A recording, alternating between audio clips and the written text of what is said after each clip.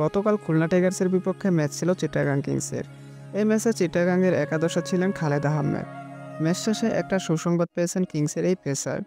গতরাতে না ফেরার দেশে পাড়ি দিয়েছেন খালেদের মা।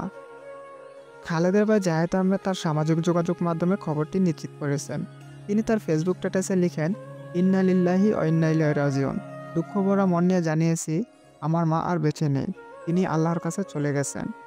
মায়ের জন্য দোয়া চেয়ে জায়েদ লিখেছেন, আল্লাহ তাকে ক্ষমা করুন এবং হেদায়েতপ্রাপ্তদের মধ্যে জায়গা করে দেন, তাকে পূর্ববর্তী ঈমানদারের মধ্যে স্থান দিন, আমাদের এবং তাকে ক্ষমা করুন। আল্লাহ তার কবরকে প্রস্তুত করুন এবং তার উপর দয়া বর্ষণ করুন। দয়া করে আমার মাকে আপনারা দয়া রাখবেন। আল্লাহ তাকে জান্নাতুল ফেরদাউস দান করুন, আমিন।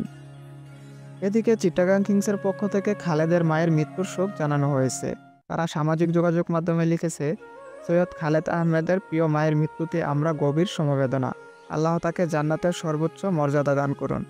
আজ সন্ধ্যা চট্টগ্রাম ম্যাচে আছে রংপুরের বিপক্ষে। এই ম্যাচে খালেদের খেলার সম্ভাবনা খুবই কম।